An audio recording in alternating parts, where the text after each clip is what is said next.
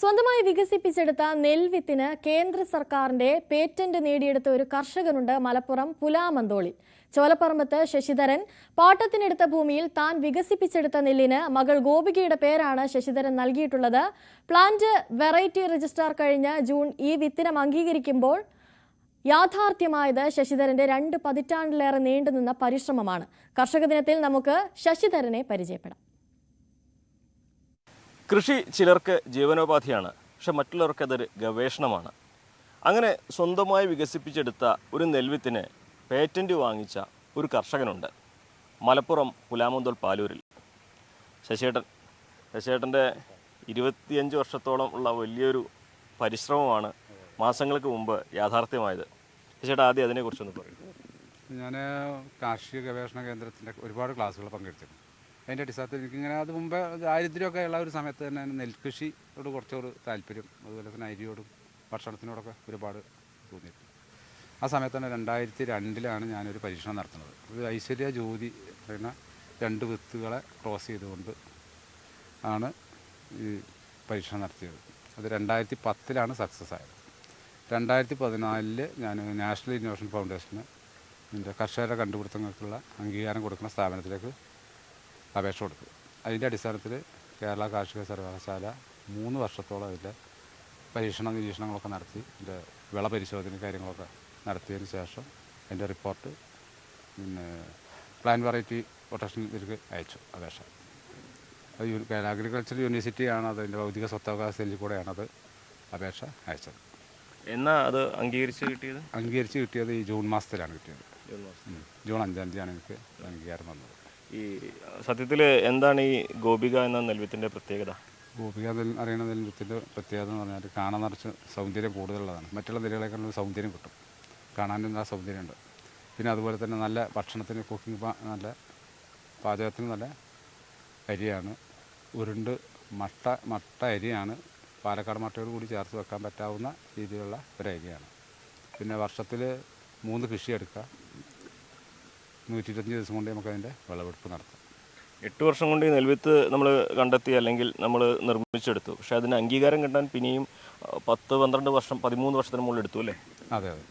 അപ്പോൾ അത് അന്ന് 2014 ഞാൻ കൊടുത്തു. അത് 5 വർഷം കഴിഞ്ഞ ശേഷം 2019 വീണ്ടും ഞാൻ അപേക്ഷ കൊടുക്കേണ്ടി വന്നു.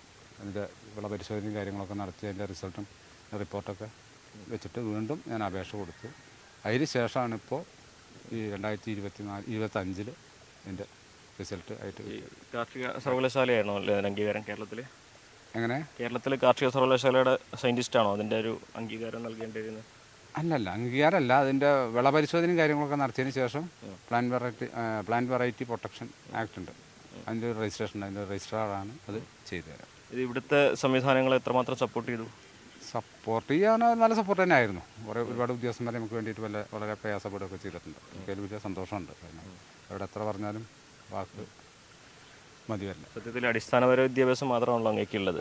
അങ്ങ് ഒരു നെൽവിത്ത് സ്വന്തമായിട്ട് രൂപീകരിച്ചെടുക്കുക എന്ന് പറഞ്ഞാൽ അത് ശാസ്ത്രജ്ഞർക്കൊക്കെ എത്രമാത്രം ആദ്യം ഉൾക്കൊള്ളാൻ ബുദ്ധിമുട്ടുണ്ടായിരുന്നു? അല്ല, ഇത് ഈ കാർഷിക സർവകലാശാല ഈ കൃഷിയും കാര്യങ്ങളും ഈ പരീക്ഷണങ്ങളൊക്കെ വരുന്നത് അതിന് മുമ്പ് നമ്മൾ കേരളത്തിൽ ഇന്ത്യ ഉണ്ടായിരുന്നില്ലേ? അന്നത്തെ ഇവിടെ നെല്ലുണ്ടായിരുന്നല്ലോ. അന്നിവിടെ ഇത്തരം കാര്യങ്ങളൊക്കെ പരാഗണങ്ങൾ നടന്നിട്ടില്ലേ? അപ്പോൾ അത് ശാസ്ത്രജ്ഞർക്ക് അതൊക്കെ അറിയാം, ആ കാര്യങ്ങളൊക്കെ അറിയാം. ഇപ്പോൾ അങ്ങനെ കുറ്റപ്പെടുത്തിയിട്ടും കാര്യമില്ല. ഇങ്ങോട്ട് ആ ഒരു കാര്യത്തിൽ അവർക്ക് കുറച്ചൊരു ഇതുണ്ടാവാം, ചില ആളുകൾക്കൊക്കെ താല്പര്യക്കുറവുണ്ടാവാം. കാരണം അത്രയൊക്കെ PhD കഴിഞ്ഞ് അതിന് പഠിച്ച ആളുകൾ നമ്മൾ ആ ഒരു കർഷകൻ കയറി വന്നിട്ട് അങ്ങനെയൊക്കെ ചെയ്തു എന്ന് പറയുമ്പോൾ പക്ഷേ ഒരുപാട് അവസാനം ആയപ്പോഴേക്കും ഒരുപാട് എല്ലാവരും സപ്പോർട്ടായി വന്നു. ഇപ്പോൾ എല്ലാവരും നല്ല സന്തോഷമായിട്ട്. എന്താ ഏറ്റവും വലിയ പ്രതിസന്ധി ഉണ്ടായിരുന്നു ഈ ഒരു യാത്രയിൽ? ഇതിനിടയിൽ ഒരുപാട് ഭ്രാന്താണെന്ന് പറഞ്ഞു, അതൊക്കെ കേട്ടു. ഒരുപാട് മാനസികമായിട്ട് തളർത്തുക, അങ്ങനെയൊക്കെയുള്ള ഒരുപാട് പ്രയാസങ്ങളുണ്ടായിരുന്നു നാട്ടുകാരെ വക.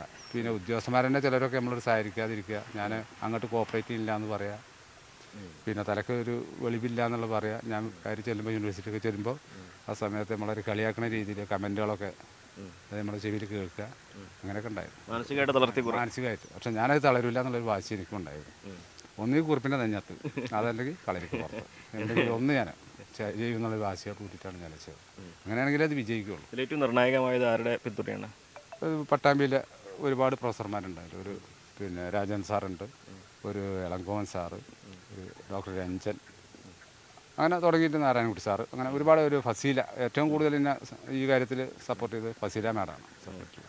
അങ്ങനെ ഒരുപാട് ഉദ്യോഗസ്ഥന്മാർ അവരെ പേര് ഡോക്ടർ മൂസ പ്രത്യേകിച്ച് എനിക്ക് ഒരുപാട് പറയാം.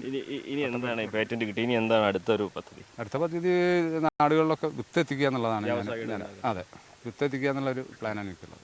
ഗാന്ധിജിയുടെ ഒരു മൂന്നാമത്തെ സ്വപ്നമായിരുന്നത് ഈ ഗോപികയുടെ പ്രചാരണം അല്ലേ? അതെ ഗോപിക എന്നല്ല, നെൽവിത്ത് എല്ലാവർക്കും വിത്ത് ഇഷ്ടം ധാരാളം കിട്ടണം. വിത്തിൻ്റെ ക്ഷാമമുണ്ട് ഇപ്പോൾ ഇവിടെ കൃഷിഭവനിൽ. എവിടെയാണ് ഈ കൃഷി ചെയ്യാൻ ഉദ്ദേശിക്കുന്നത്? അത് ഞാൻ പാലക്കാട് ജില്ലയിലാണ് ചിലപ്പോൾ ഈ വർഷം ചെയ്യാൻ പോകുന്നത്. എത്ര ഏക്കറിലാണ്? അത് അങ്ങനെ കൃത്യമായിട്ടില്ല, 2.5 ഞാൻ എടുത്തിട്ടുണ്ട്. ഇനി അവിടെ ചെയ്യാനുള്ളതുണ്ട്.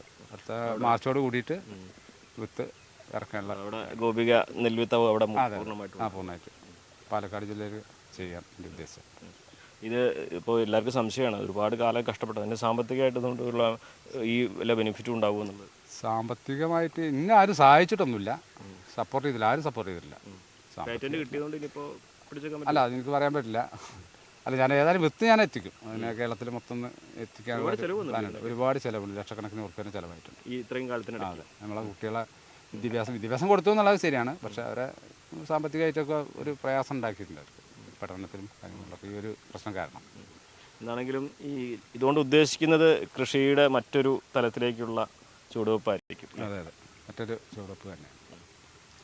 എന്നാലും കാർഷിക കേരളത്തിന് മാതൃകയാക്കാം ഈ ഒരു കർഷകനെ. അദ്ദേഹം ജീവനോപാധിയായിട്ടല്ല ഈ കൃഷിയെ കണ്ടിട്ടുള്ളത്, മറിച്ച് ഗവേഷണത്തിലൂടെ തൻ്റേതായ രീതിയിലൊരു നെൽവിത്ത് കണ്ടെത്തുകയും അതിൻ്റെ അംഗീകാരം നേടിയെടുക്കുകയും ചെയ്തിട്ടുണ്ട്. കർഷകർ സാധാരണ കർഷകരല്ല, അത് ശാസ്ത്രത്തിൻ്റെ കൂടെ നടക്കുന്ന നാളേക്ക് വഴികാട്ടുന്നവർ കൂടിയാണ് കർഷകരെന്ന് ശശിയേട്ടനെ പോലെയുള്ള ആളുകളെ ചൂണ്ടിക്കാണിച്ച് നമുക്ക് നിസ്സംശയം പറയാം. അഖിലോട്ട് പാർക്കൊപ്പം CV അനുമോദ്, ന്യൂസ് 18.